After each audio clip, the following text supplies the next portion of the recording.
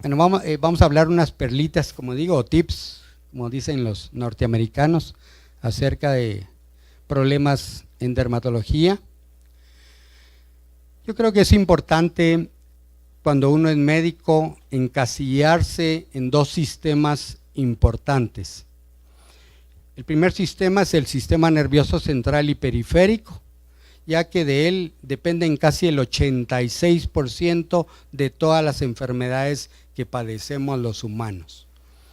Lógicamente, ¿a cuántos de nosotros no nos sucede actualmente que tenemos un problema y no lo podemos resolver y comenzamos a somatizar? Insisto, es tan alto lo que nos ha llevado hasta acá el estrés, que como vamos a ver más adelante, el 86% de las enfermedades que padecemos son psicosomáticas.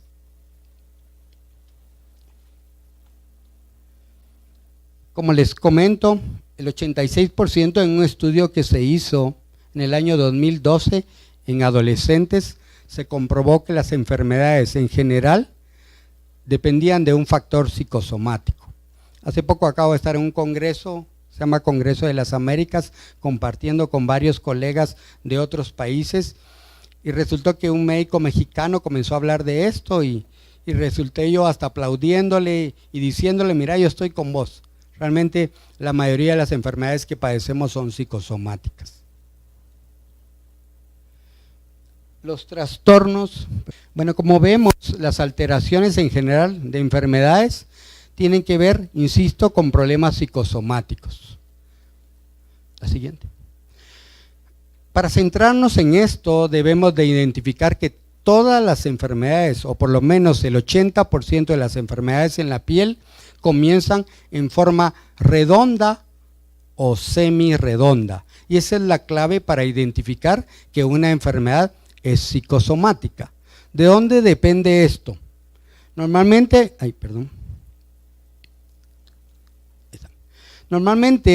hay puntos de sensibilización de los nervios por debajo de la piel a nivel de la dermis y que pueden identificarse a través de lo que se llaman las neuronas sensitivas, como vamos a ver más adelante. Estas contribuyen a que las lesiones en piel normalmente tiendan a ser, como digo, redondas o semirredondas.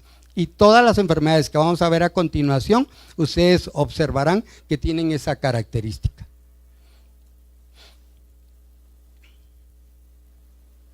La siguiente. Esto depende de los dermatomas.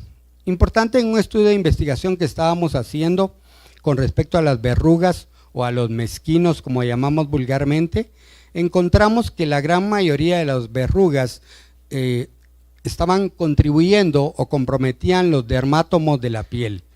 Y era interesante en el estudio porque vimos a muchos pacientes que tenían verrugas solo sobre un lado de su cuerpo, y este estudio lo hicimos con algunos psicólogos y neurólogos, y interesante porque se llegó a concluir en el estudio que el 80% de las verrugas eran psicosomáticas. Y era bien interesante, y cosa que uno aprende en la investigación, cómo los psicólogos comenzaron a decirnos que las verrugas que estaban atacando el lado izquierdo de los pacientes tenían que ver con problemas emocionales femeninos, y las que atacaban el lado derecho eran con problemas masculinos.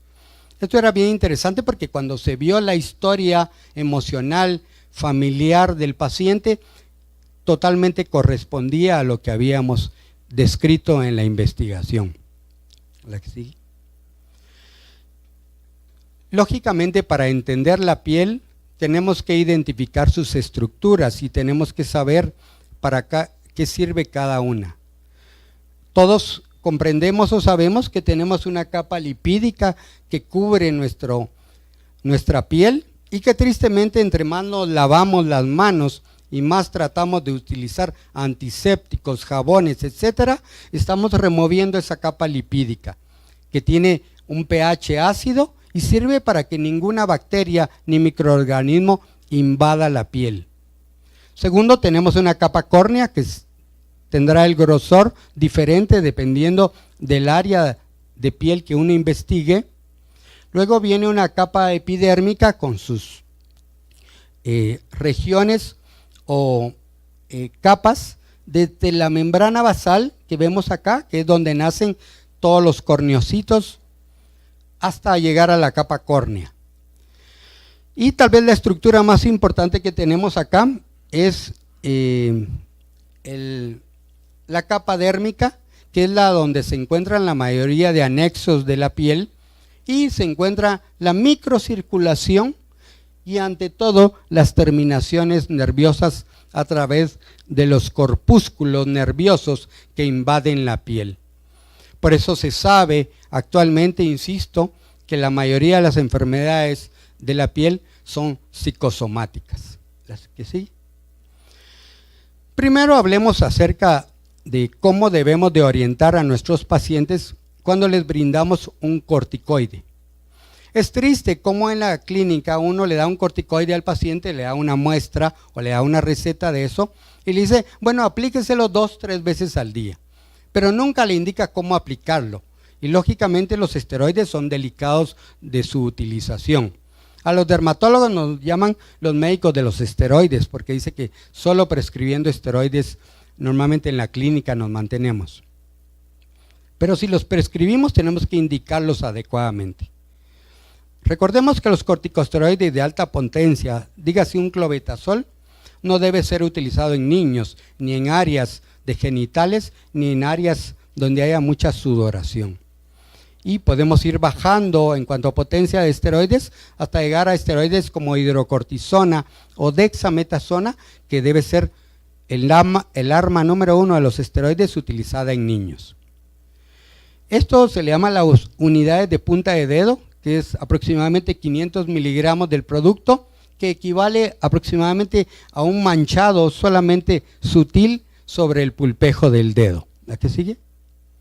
Esto lo distribuimos en pequeños puntos en la piel. Vamos a hacer mención como que si esta fuera una lesión en el antebrazo. Y lo distribuimos los puntos y vean la cantidad que pusimos en el paciente fue tan mínima que aún nos sobró parte del producto. ¿A qué sí? Se hace un frotado completo hasta que la crema totalmente desaparece. Esa es la forma ideal de aplicación de los esteroides y no en forma de pasta dental en la cual agarramos grandes cantidades del esteroide y lo aplicamos. Tristemente los pacientes creen que entre más crema le echan a sus pacientes se van a curar más rápido y es obligación de todos nosotros indicarle que entre más cantidad de corticoide le pone al paciente, la piel se va adelgazando y se va volviendo más sensitiva. La aplicación de un esteroide no debe ser más de 2 veces al día. Yo veo recetas de algunos colegas, no necesariamente dermatólogos, que recetan esteroides hasta 3 a 4 veces al día. Por favor, eso debe no volverlo a hacer. 2 veces al día como máximo la aplicación de un esteroide. Y tratando, insisto, de utilizar los esteroides de mediana potencia y de baja potencia o los llamados esterificados o nuevos, que son los esteroides que tratan de producir menos adelgazamiento de la capa epidérmica. Normalmente en clínica yo estoy utilizando mucho bloqueos neurales o infiltraciones porque el éxito que tengo en el tratamiento de enfermedades crónicas en pacientes lógicamente que padecen de este tipo de enfermedades, me resulta mucho más eficaz hacer infiltraciones porque llego hasta la capa dérmica y esto, cada vez que hago una infiltración logro bloquear los corpúsculos neuronales que están causando la enfermedad. Vamos a hablar de esas enfermedades. Inicialmente vemos un efluvio telógeno en esta paciente. El efluvio telógeno no es más que la caída de cabello en forma diseminada, se da mucho en mujeres y la característica es que la mujer cada vez que está en estrés comienza a perder cabello. Eso nos demuestra que la pérdida de cabello, de cada 10 pacientes que asisten al consultorio, 9 tienen que ver con estrés. Llega la paciente a algún salón y dice, ay, póngase este shampoo, póngase estas ampollas porque le van a sacar pelo y realmente el médico nunca le pregunta al paciente cómo es su estado emocional. Y realmente si le pregunta, la paciente le va a decir, mire, yo vivo estresada todo el día.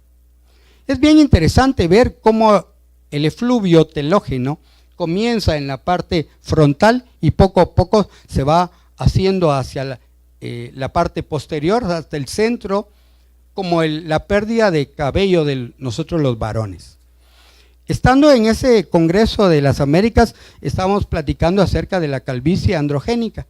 Yo le decía a los españoles que dirigieron el Congreso que mi teoría no va tanto en que uno pierde de hombre el cabello por factores androgénicos, porque se han hecho estudios de investigación en la cual se ha visto que aunque tenga mayor testosterona un paciente varón, no va a perder más cabello que otro que tiene poca. Mi hipótesis, insisto, en la investigación es que el hombre es pensador y analista y la mujer es proactiva. Tristemente ahora la mujer se está inviscuyendo, tristemente digo porque ella no quiere perder su cabello, pero ahora que se inviscuye en las actividades del varón, está comenzando a tener cada vez más pérdida de cabello. Insisto, por la atención a la cual ya está sujeta. Aquí vemos a un paciente que hemos estado tratando.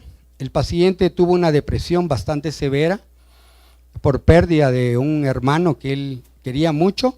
Y como vemos en el lado izquierdo de ustedes, la pérdida de cabello había sido casi total. Vemos hasta acá cómo llevamos al paciente casi con la reestructuración de su cuero cabelludo y lo hemos hecho únicamente haciéndole bloqueos neurales o infiltraciones. Comento este tip porque pongámosle lo que le pongamos de ampollas, de shampoos para la caída, ese paciente no va a resolver su problema. Tiene que bloquearse los corpúsculos neuronales para que esto funcione. Aquí vemos al mismo paciente, el cual también vemos la parte izquierda, cómo tenía la pérdida de su cabello y cómo lo llevamos hasta el momento. Esto se debe, y vamos a ver la parte científica y el tip. Aquí hay un corpúsculo o disco que se llama disco de Merkel. Este disco de Merkel está fundido en el bulbo donde nace el cabello. Este es un disco que trabaja a base de sensibilidad, es parte de las neuronas sensitivas. Cada vez que el paciente está estresado, libera neuromediadores, estos neuromediadores entran al disco de Merkel, este hace un cortocircuito en el bulbo del pelo y eso es lo que lo suelta. A eso se debe la razón científica de por qué cuando se lava el cabello las personas se les cae más el pelo, porque el agua es un conductor de electricidad. Y los pacientes, también las mujeres, que es las que tienen el cabello más largo, cada vez que se peinan, se les va enredando el cabello desde la parte proximal hasta la parte distal. A esto le llamamos tricorrexis nudosa y se debe a que conforme vamos pasando el peine, el cabello se va volviendo eléctrico. Eso lo hace que se enrede y que la paciente cuando se va peinando lo bote. Entonces, es bien importante entender que las caídas de cabello en todos los pacientes se deben a este fenómeno.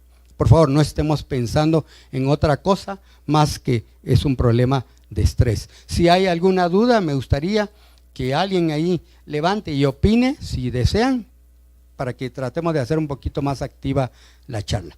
¿Que sí? El acné.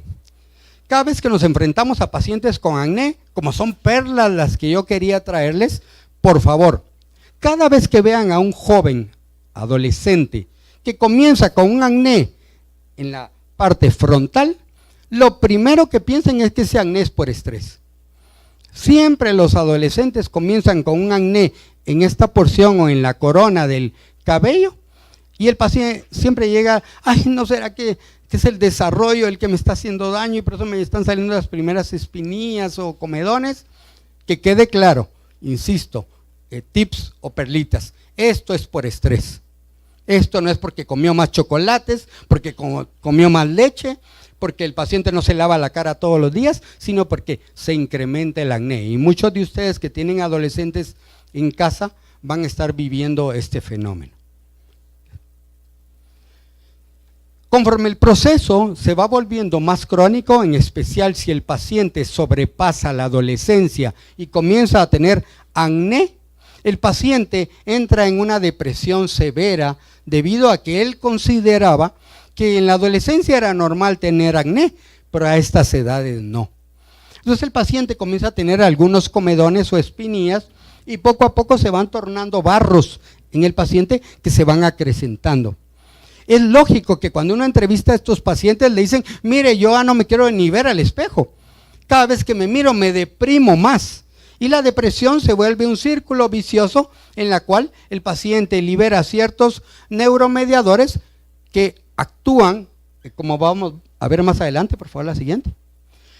Estos neuromediadores actúan por un lado sobre los discos de Merkel, haciendo que el pelo se vuelva eléctrico, y otras terminaciones amielínicas que controlan el músculo piloerector.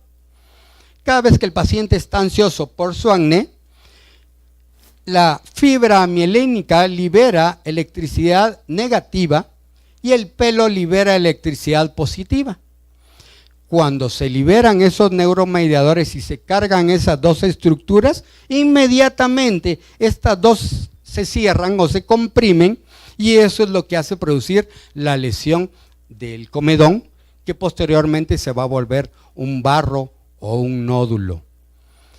Entonces, cuando a los pacientes que tienen acné los tratamos tranquilizándolos, dándoles ansiolíticos y cositas así, antes de someterlos a un tratamiento potente, el paciente va a mejorar ostensiblemente de su proceso. ¿Por qué? Insisto, porque vamos a tratar de eliminar las cargas eléctricas que tienen los discos de Merkel y las fibras amielínicas A. ¿Por qué en la adolescencia tengo más acné en teoría que en las edades posteriores? Porque el influjo hormonal hace que la glándula sebácea se vuelva más grande de lo normal. Y eso por lógica, si yo estoy estresado y hay una contracción de estas dos estructuras, la cantidad de sebo que voy a producir es mucho más alta.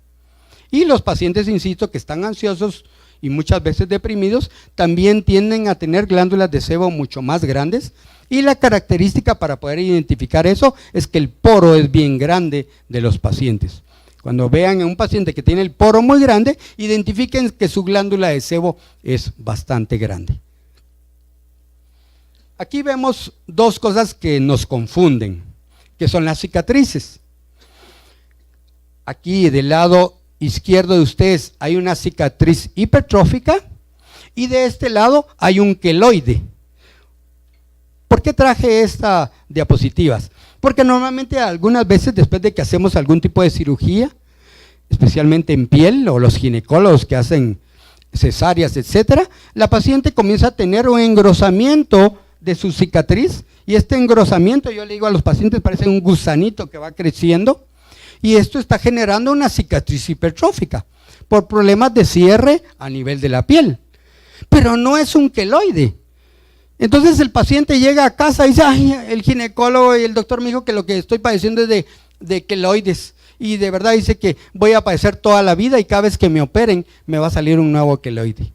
Que quede claro, estas son cicatrices hipertróficas por problemas en el cierre en la piel, y estos son los queloides, que vienen de la palabra quelos, que significa garra. Entonces, cada vez que una cicatriz comience a hacer lesiones fuera del área que fue afectada, ya le vamos a llamar queloide a esa porción, y al paciente lo vamos a etiquetar como una piel queloide. Lógicamente, ambos tienen diferentes tratamientos. Hablemos de la dermatitis del área del pañal. Insisto, tratando de dejarles perlitas para que la sepamos manejar, y no solamente veamos una dermatitis del pañal y digamos, señora, lo que pasa es que su niño se orina mucho, o sus heces probablemente están cargadas de algún tipo de sustancia y por eso le está dando la dermatitis del área del pañal. Este es un paciente que consultó por una dermatitis del área del pañal, y quiero la perlita importante, que miren, no tiene afectado sus genitales y tampoco tiene afectada la entrada del ano. Ese es un tip importante de la dermatitis del área del pañal. Este paciente solamente en las partes donde le apoya el pañal es donde tiene la reacción. Estos pacientes, a la hora de verlos en su oficina y ver que no está afectado el área genital ni el ingreso al ano, inmediatamente identifiquen que ese paciente tiene una dermatitis del área del pañal, valga la redundancia, por pañales desechables. Ahí hay que verle el pañal y cambiarle de marca, hasta de tela, si se puede, se le va a poner a ese paciente para que no lo siga padeciendo. ¿La que sí? Veamos esta. Esta es una dermatitis del área del pañal, en la cual como característica importante tiene afectada el área vulvar de la bebé. Cuando veamos una dermatitis del área del pañal con afección del área vulvar, pensemos, inmediatamente preguntémosle a la mamá, ¿qué le da de beber a la niña? ¿Qué líquido le da? Para tratar de identificar cuál es el causante de esta dermatitis del área del pañal. No hagamos lo que hacemos todos, que ponemos algo para la pañalitis, algo derivado del zinc, o le ponemos esteroides para minimizar esto, sino lo primero que preguntemos es, ¿cómo está el introito vaginal afectado y cerca a la uretra? Preguntemos qué líquido le está dando la mamá, que al excretarse a través de la orina está provocando esta irritación y esta sobreinfección que estamos viendo de acá. Esta era una niña que le daban incaparina, pero la incaparina que le daban era de cajita, y lo que le hacía daño a la niña era la soya que tiene la incaparina de cajita. Va la leche de soya que va mezclada dentro de esto. Le eliminamos eso y la niña inmediatamente se le quitó, en lugar de estar poniéndole un montón de pomadas. ¿La que sigue? Perdón, esta da un poquito de risa, pero fue la bebé que le pedí que se pusiera así, en la cual vemos el área vulvar limpia, las partes laterales también limpias, pero vemos el ingreso a la porción anal muy afectado. Lógicamente, las preguntas que tenemos que hacer en pacientes de ese tipo es decirle, señora, ¿qué le da de comer? No, ¿qué le da de beber? ¿Qué proteína probablemente le está dando en la dieta que está generando esto? La causa número 1 de dermatitis del área del pañal que afecta el área perianal es la proteína de la leche de vaca, ¿verdad? Que tristemente las señoras, para que se les abarate el tratamiento, lo antes posible utilizan leche de vaca antes del tiempo necesario, y esto genera constantemente este proceso acompañado de encopresis repetitivas. Para los que no entendemos la palabra encopresis, no es más una inflamación o eczema del ano que hace que el niño no pueda defecar. El niño puja y viene el médico y dice, no señora, su hija está estreñida. Y cuando defeca, las deposiciones son blandas. Lo que sucede básicamente es que en este proceso la encopresis o el cierre del ano es lo que está provocando que la bebé le cueste defecar. Entonces, insisto, dermatitis del área del pañal, identifiquemos esos 3 procesos. Y esta es una paciente en la cual ya estamos cometiendo iatrogenias. Tenía una dermatitis del área del pañal, pero se nos ocurrió utilizar esteroides de mediana y muchas veces tristemente de alta potencia, en la cual la característica importante cuando vemos al paciente es ver la hipocromía o la palidez que está sufriendo la reacción. En lugar del eritema que vimos posteriormente, estamos viendo la palidez. Recordemos que los corticoides, como ya dijimos, adelgazan la capa lipídica y eso la hace más permeable a cualquier partícula. Y segundo, adelgazan la capa epidérmica, haciendo que la microcirculación y las terminaciones nerviosas dérmicas estén más cerca de la piel, haciendo a la piel más sensitiva. Bueno, esta es una dermatitis perioral. Un tip importante que lo tienen que tener siempre en la clínica. Siempre que vean a un paciente que tiene alguna afección en la cara y esta le pica, generalmente identifiquen los párpados. Si los párpados se ponen arrugados como de abuelita, tienden a descamar, a ponerse eritematosos y a dar picor, 100% la causa de este problema es nerviosa. 100%. No, ay, es que tal vez me echo una sombra, yo cambié de tal y tal marca a otra marca, nada. Ay, tal vez es que cuando me lavo con el jabón eso me causa algún problema, nada. Por favor, toda afección que afecte la cara y que tenga afectado los párpados, tanto superior como inferior, todos los problemas son nerviosos, ¿verdad? ¿A que sí?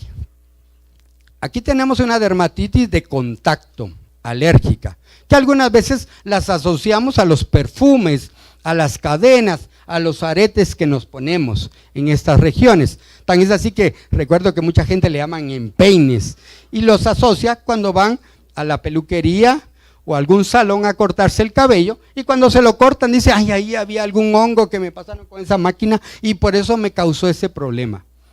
Para nada. Los hongos de la piel no atacan áreas expuestas. Cara, brazos, piernas, todas las áreas que exponemos constantemente al sol y al aire, la última posibilidad que debemos de pensar es que se trate de hongos. Pensarán en otro tipo de diagnóstico, excepto a que se trate de hongos. Entonces, estos eczemas anulares o eczemas de contacto son nerviosos.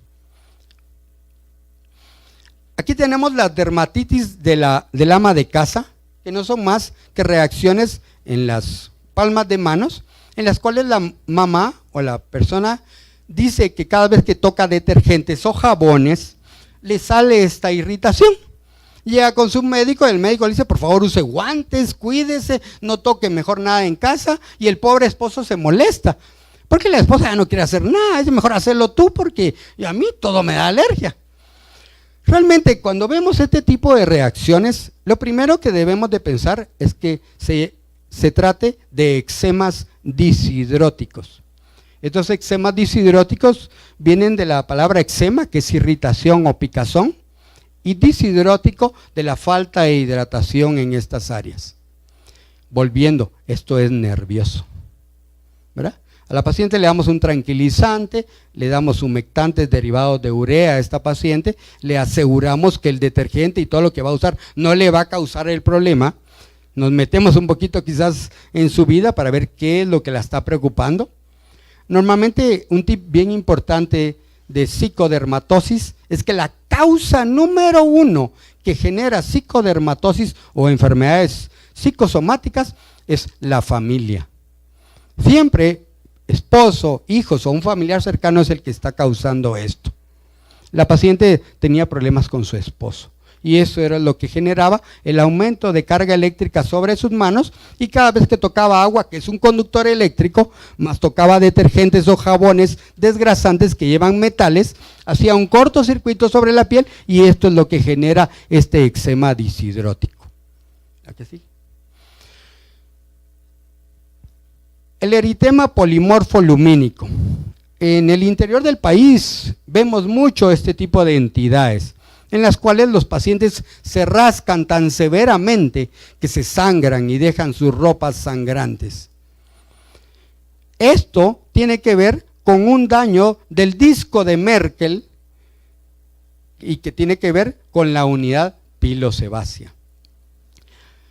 Cada vez que el paciente se rasca, activa sus neurotransmisores en la piel y esto genera un deseo de más rascado.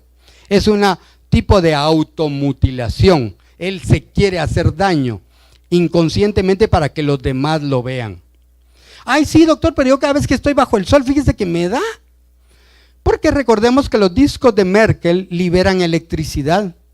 Y la electricidad, cuando nos exponemos al sol, se sobrecalienta más los neurotransmisores y los discos de Merkel, haciendo que la producción de histamina, bradiquinina y calicreína se libere en mayor cantidad a través del folículo piloso. Y eso es lo que genera este tipo de reacción. Tratamiento, infiltraciones. A pura infiltración, este paciente sectorizada, le hacemos una infiltración en brazos. A esta chica no traje la foto de control. La niña exactamente en 8 semanas no tenía nada. Habían probado todos los esteroides habidos y por haber, todos los filtros solares habidos y por haber, y no había funcionado nada, y tuvimos que averiguar que sí había maltrato infantil. Generalmente en el interior del país hay mucho maltrato infantil. ¿La que sigue? Bueno, el herpes. Siempre que veamos lesiones vesiculosas en piel y estas afecten los dermátomos, ya sea de un lado o del otro, vamos a dar el diagnóstico de herpes. Nunca llegará a hacer un diagnóstico de herpes aquellas lesiones vesiculosas que afecten dermátomos del lado izquierdo y del lado derecho. Nunca. Aún más cuando vemos herpes en mucosa oral, tenemos que identificar que la mucosa esté afectada de un lado o de otro. Si está afectado de todo, probablemente es algún tipo de aftosis el que tiene el paciente, pero no se trata de ningún herpes. Ahora, ¿por qué es importante eso? Porque normalmente sujetamos a estos pacientes a tratamientos bien largos y estos no solamente son caros, sino son de mucho tiempo. Y si el diagnóstico no es el correcto, el paciente estará tomando como un placebo, no como un tratamiento en verdad. ¿A qué sigue? Nosotros hicimos un estudio de investigación sobre el herpes y el estudio de investigación fue tratar de ver si el herpes tenía un fondo psicosomático. Y para eso se nos ocurrió que a todos los pacientes que tenían herpes, y esto es algo muy importante de anotar, siempre que tengan a un paciente con herpes en su oficina, siempre pídanle anticuerpos G y anticuerpos M a todos los pacientes. No pidan prueba de sangre o que hagámosle una biopsia para ver si es herpes, no, porque la clínica les va a dar el primer indicio de si es herpes o no. Pero lo más importante de ustedes es averiguar por qué se le está repitiendo tanto el herpes al paciente. Entonces, se sabe que el 93% de los pacientes que tienen herpes crónico, el problema tiene que ver con fenómenos psicosomáticos. Hicimos estudios con pacientes que tenían herpes genital y que venían y llegaban a la consulta y decían, doctor, que ya mi esposa no quiere que esté con ella porque cada vez que voy a tener relaciones con ella me aparecen las lesiones y mi esposa me achaca de que, saber con qué mujer te fuiste y por eso te contaminó de eso. Y realmente el paciente vive bajo un estrés tremendo, haciendo que sus herpes de la clase G se estén elevando constantemente y eso hace que aparezcan las vesículas en el pene. Pero el paciente, como ya lo tacharon y le dijeron que eso era una enfermedad venérea y que se le iba a pegar a la esposa, entonces el paciente cada vez que quiere tener relaciones con su esposa, viene, se pone ansioso y aparecen las lesiones. Entonces, insisto, el paciente es rechazado, especialmente por su esposa en este caso, y eso genera una herpes repetitivo.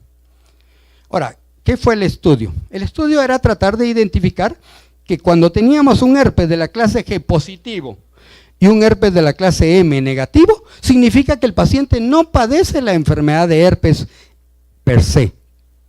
Por lo tanto, no le voy a dar aciclovir a este paciente, sino que cuando aparezca esto en las pruebas de laboratorio, vamos a saber que ese herpes es psicosomático y que mejor el tratamiento va a ser tratar de conducirlo a algo para que él esté más tranquilo.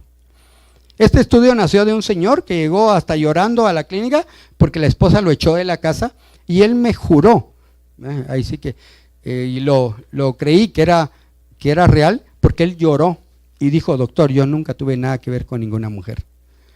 Y de verdad, si esto hubiera sido por eso, yo no le mentiría.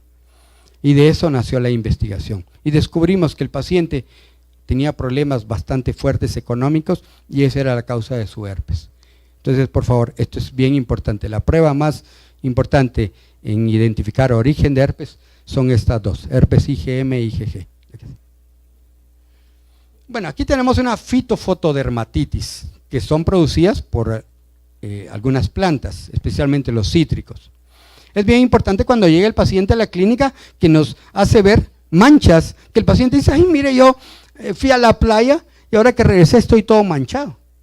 Y entonces a veces el paciente lo primero que piensa es, no tendré una leucemia, no será que me están saliendo lunares así raros y que me va a pasar algo grave. Entonces, solo con ver el aspecto caprichoso de las lesiones, como que si fueran rayones los que tiene el paciente, y el paciente ha descrito que fue a la playa, que tuvo contacto con limón probablemente, va a provocarse un tipo de lesión. Recuerdo que en algún momento me llamaron a un hospital para que fuera a ver a un chico que estaba ingresado pero no salía de su estreptococo que tenía. Ya lo tenían canalizado, esteroides, antibióticos, etcétera. Y cuando yo llegué y lo vi, era una fitofotodermatitis ampollosa. Y solo le dije, mira, mijo, ¿vos jugaste limón? Sí, nos pusimos a jugar de guerritas con unas pistolitas, pero como no nos dejaron echarle agua, le echamos limón y nos echamos con mis amigos. Y realmente se había sobreexpuesto al sol y había provocado eso. Lógicamente, por no haber preguntado antes de ingresar al paciente. Este es un líquen. Quiero que pongan atención en este tip. Siempre que las lesiones de la piel, en especial si usan una lupa, afecten los folículos pilosos, el fenómeno es nervioso, 100% es nervioso. Esto es la famosa enfermedad del cowboy, que no es más que se supone que es por los cinchos o los botones de metal que el paciente tiene cercano a la lesión. Cuando él suda y esa agua como conductor eléctrico choca con el metal del cobre, provoca esta reacción, pero es una reacción que tiene que ver, insisto, con la descarga de neurotransmisores a través de la piel. Pero vuelvo a recalcar, el tip más importante es ver los folículos dilatados y eso inmediatamente piensen que eso es algo nervioso. Vamos al melasma, paño de la cara, eritrasma, bueno, y tiene un montón de nombres. Como estamos hablando de tips importantes para manejar en la clínica, lo más importante es ver cómo está distribuido el melasma. Si el melasma es en forma de máscara, como lo ven acá, entonces ese paciente significa que se ha echado tantas cremas y tantos productos para blanquearse que ya produjo un tatuaje sobre la piel. Ese paciente lo primero que tenemos que hacer es decirle ya no se eche nada para depigmentarse, porque entre más productos se aplique en la piel, más negro se va a ir tornando. Exactamente 5 meses solo utilizando humectantes en este paciente y el paciente va a volver a su color normal. Pero hay que decírselo, mire, va a llevar 5 meses en la cual ya no use depigmentantes y verá que esto se va a remover. Y ahí viene la característica del melasma, que es otra vez una enfermedad psicosomática. ¿Cuál es la característica del melasma para que ustedes en sus oficinas identifiquen si ese melasma tiene que ver con trastornos emocionales? Que las lesiones sean de inicio folicular, pequeñas manchas redondas o semirredondas que van creciendo, van coalesciendo, uniéndose y eso va formando la mancha mayor. ¿Por qué es esto? Porque recordamos que tenemos melanocitos tanto en la piel superficial como dentro del folículo piloso. Para eso miremos la estructura de la piel. Cada vez que tenemos a pacientes que tienen hipopigmentaciones o hiperpigmentaciones, tenemos que identificar en dónde está la pigmentación. Si el paciente tiene una pigmentación, como vimos la primera diapositiva del señor, un manchado completo, tiene que ver con estos corpúsculos sensitivos a nivel dérmico. Y estos son producidos por una sensibilización a los productos que el paciente se aplica. Pero si el melasma comienza dentro del poro, como llamamos vulgarmente al folículo, eso significa un estímulo de los melanocitos que están en el fondo del folículo piloso y comienzan a emerger y salir a través del infundíbulo o folículo o poro, y eso es lo que genera el melasma en los pacientes. Por eso cuando vamos quitando el paño o melasma del paciente, va mejorando la piel y se le va viendo cada vez más pálida su lesión, pero van a ver que muchas veces todavía los puntitos cafés van a persistir, porque el paciente sigue con problemas emocionales que están estimulando a los melanocitos dentro del folículo y eso está generando mayor pigmentación. Veamos los nevos o lunares.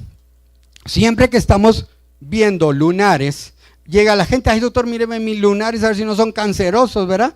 Peor cuando sale un artista famoso por ahí que tiene cáncer por un nevo, todo el mundo llega a la consulta. La verdad que vale la pena cuando un artista tiene lunares cancerosos porque les prometo, se llenan las oficinas de que la gente quiere saber si tiene nevos melanocíticos o si realmente son lunares normales. Cuando vemos una lesión de este tipo, normalmente debemos de identificar ciertas características. La más importante es, uno, ver vellos sobre el nevo. Si vemos vellos sobre el nevo o el lunar, inmediatamente o casi totalmente descartemos que ese sea un melanoma o un nevo melanocítico. Esa es la primera característica. La segunda característica, hagamos que el paciente doblegue un poquito a su piel, se arrugue un poquito, como vemos acá, y veamos si los folículos se ven a través del nevo, si se ven los poros. Si se ven los poros de ese paciente en el lunar, otra característica para descartar que eso sea algo maligno. Y finalmente hagamos la prueba del pinzamiento. Pincemos la lesión y si vemos todavía un mayor marcaje de los folículos, indica que ese nevo no es melanótico o no es un melanoma. Otra característica más, el famoso signo del patito feo. Vemos a un paciente que tiene un montón de nevos o lunares en cualquier parte de la piel, normalmente la espalda, que es la que menos se ve el paciente, y le decimos, identifique el lunar que no se parezca a todos los demás. Ay, pero doctor, unos tengo grandes, otros chiquitos, no importa, pero que se parezcan. Si encuentra una lesión que no se parece a los demás, inmediatamente digámosle al paciente, llegue a nuestra consulta porque podría tratarse de un melanoma. Igual si tiene otro tipo de color o si está único y tiene cambios en los cuales, insisto, no hay vellosidad y los folículos pilosos no se observan. Actualmente hay algunas campañas que son de prevención de cáncer de piel y más que todo van encaminadas a los nevos. Recordemos que para poder analizar finalmente un nevo tenemos que hacer el mnemotécnico ABCDE.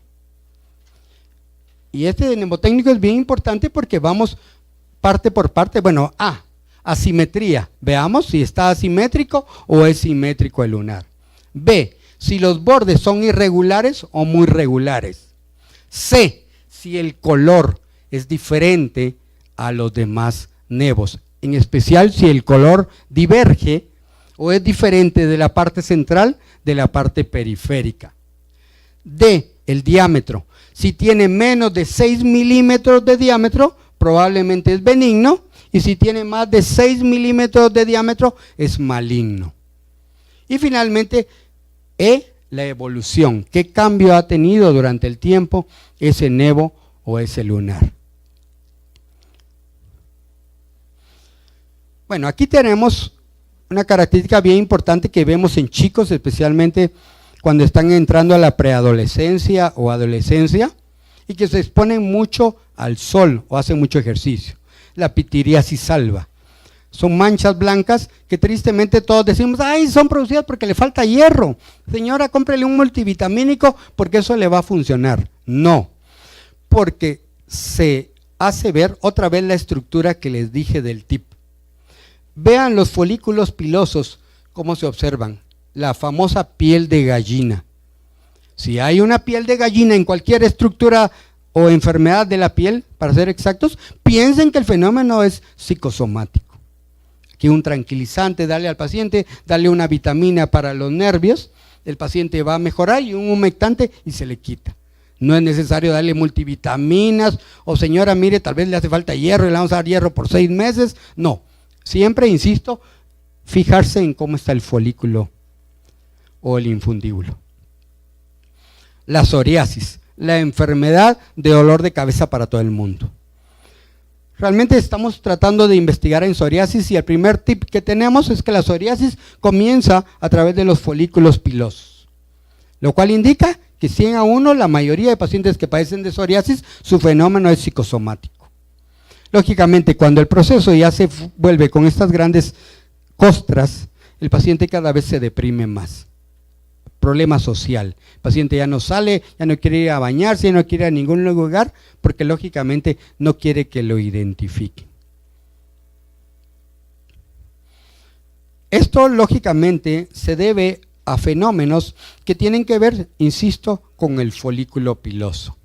Cada vez que el folículo piloso es estimulado a través de los discos de Merkel, esto produce una sobrecornificación del área del infundíbulo, y entre más estímulo hay en esa área, se produce una reacción de cascada inflamatoria, generando las primeras lesiones de la psoriasis. Miren, se ha descubierto, se hacen simposios, congresos a nivel mundial, los anticuerpos monoclonales que ahorita están en boga, que lo único que hacen es que bloquean la cascada inmunológica que está generando la piel, y de esa manera es que el paciente mejora. Hace poco acabamos de ver un paciente que estaba en un estudio y cada dosis le costaba 72,000 quetzales. ¿Quién vamos a tener 72,000 quetzales mensuales para mantenernos una psoriasis? Creo que si le identificamos más qué problema tiene psicosomático, quizás lo ayudemos un poquito más.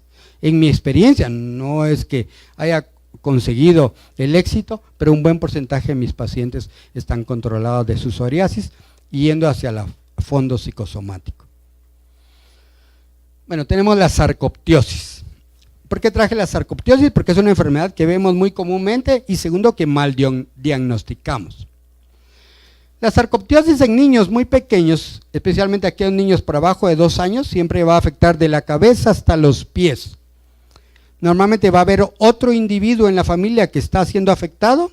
3, le va a picar mucho durante la noche, y importante, va a tener afectadas palmas y plantas ese niño.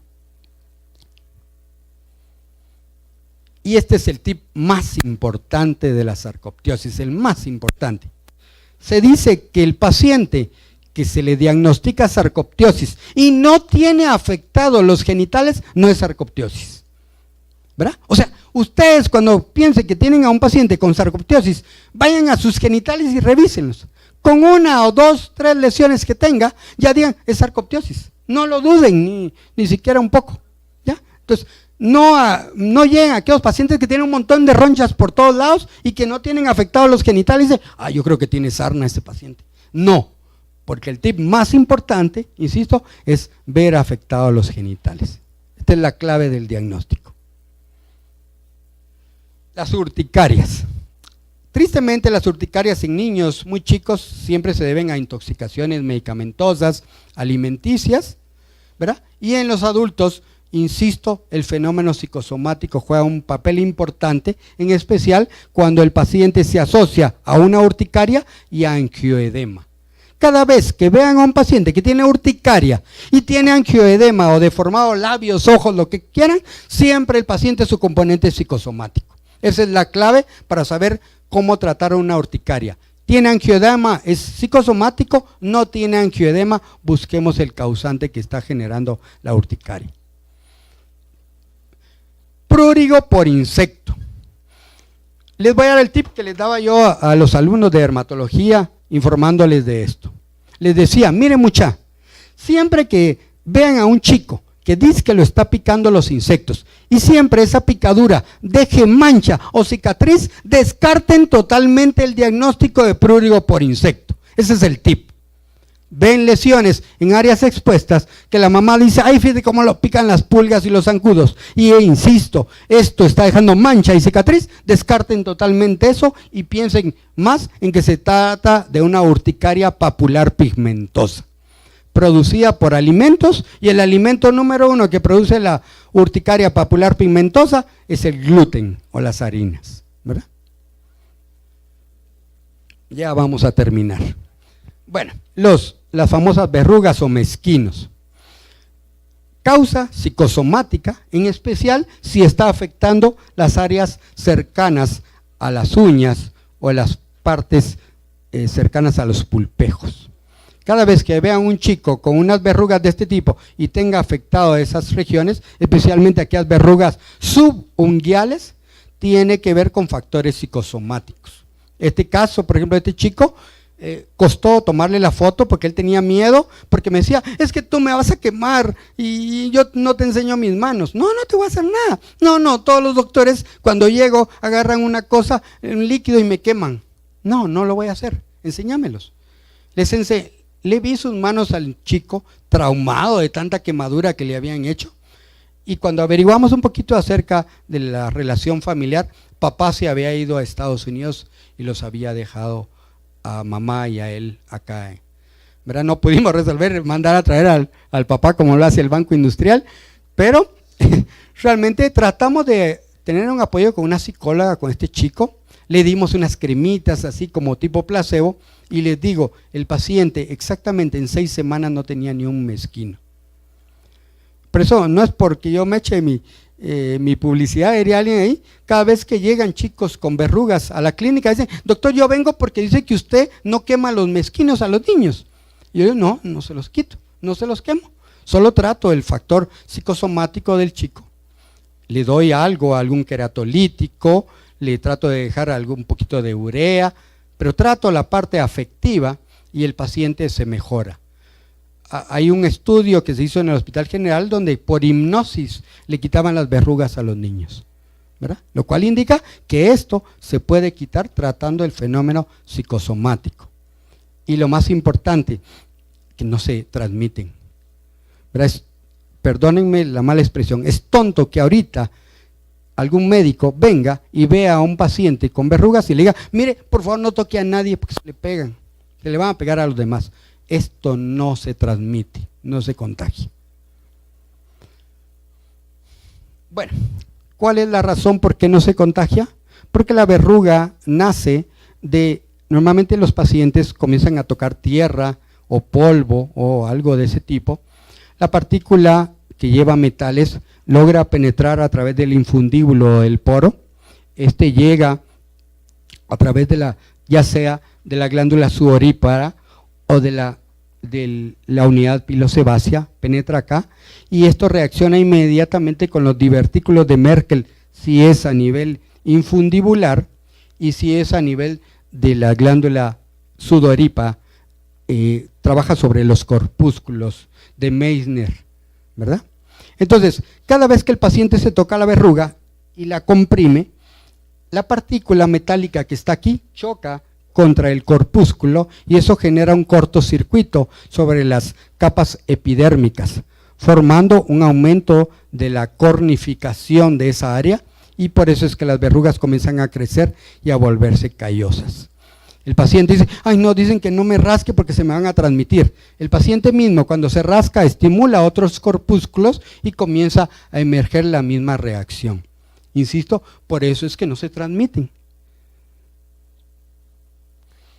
Bueno, los moluscos contagiosos, que son los primohermanos de las verrugas. ¿Cuál es el tip más importante en el diagnóstico de molusco contagioso? La umbilicación de las lesiones. Si tienen un agujero como de ombligo en el centro, son moluscos. Si no lo tienen y solo son perlas o pápulas perladas, es otro el diagnóstico. Entonces, por favor, el tip más importante en molusco contagioso tiene que tener ese agujero en el centro. A pesar que se llama molusco contagioso, no se transmite a nadie. Ni los genitales, que aparecen en genitales, ni los que aparecen en otras porciones de la piel. Luego la última enfermedad, ahí para ya no aburrirlos, el vitiligo.